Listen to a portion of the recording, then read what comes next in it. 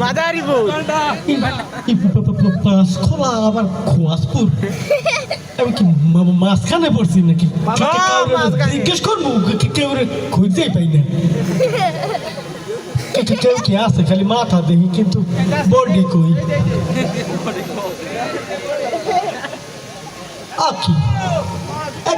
কি যন্ত্র লাগাও তুমি আয়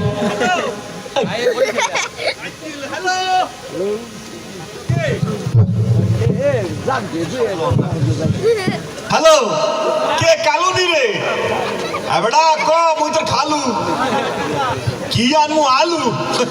বেটা একসেন নতুন আলু উঠছে বলছো আচ্ছা ঠিক আছে পাঠাই দিব আনে আমি একটা অনুষ্ঠানে যাইতে আছি আপাতত রাখি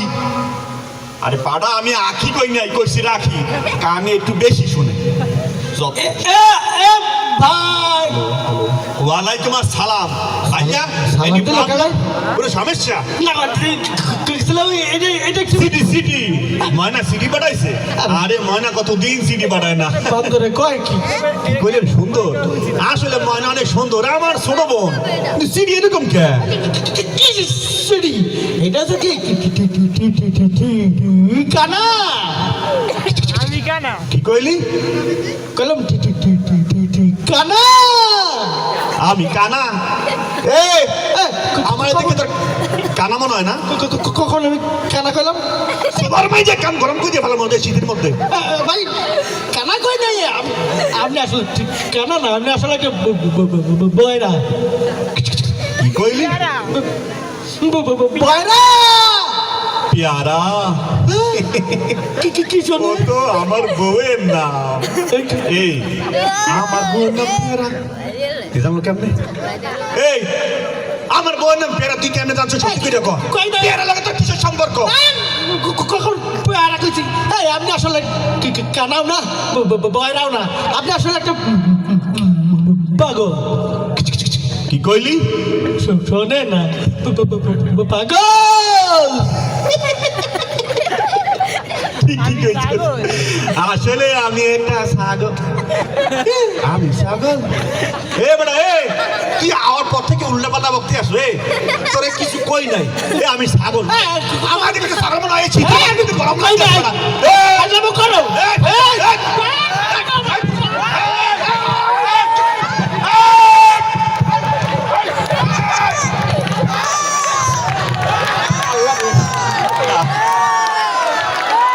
হাতির বাচ্চা তোলাম পাগল আসলে হাতিকা আরে কি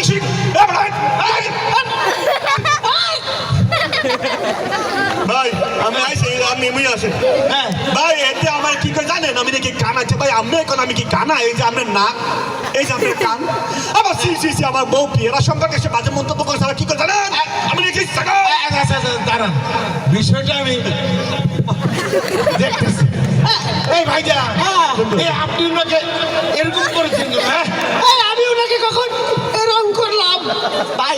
এই লোকটা আমি যা কই খালি উল্টা শোনে বুঝতে পারছে আমি ওনার জিগাই একটা উনি বোঝে আর একটা খালি উল্টা বোঝে ও আচ্ছা আচ্ছা দাঁড়ান এই ভাইজান হ্যাঁ ভাইজান এই আসলে আপনার কোথা জানি একটা মিস্টেক হয়েছে মিস্টেক কি কইলেন আমি এত মিষ্টি খাইছি মিয়া দিলাম বিচার করলেন সেটা আইসাদের পক্ষ নিতে আমি এটা মিষ্টি খাইছি আরে এই ভাইকা আমি আমার মিষ্টি খাওয়ার কথা কখন কইলাম কইলাম না উল্টা শোনে আপনি উল্টা কন ও আচ্ছা আচ্ছা দেখতেছি এই ভাইজান আপনার সাথে কথা নাই আপনি আইসাদের পক্ষ নিছেন আরে ভাইজান শুনে বলেন আপনি আসলে মিষ্টি খেয়েছে ও তার মানে আমার মিস্টেক হয়েছে ভাইয়া sorry sorry sorry sorry sorry sorry sorry করি কি করবেন করি করি করি করি ও সরি সেটা বলেন আসলে হয়েছে কি আমি একটু কানে কম শুনি তো এটা নাকি একটু ভাই আমি কইছিলাম কি ঠিকানা না একটু এই কাগজটা নিয়ে তো ঝামেলা আচ্ছা আচ্ছা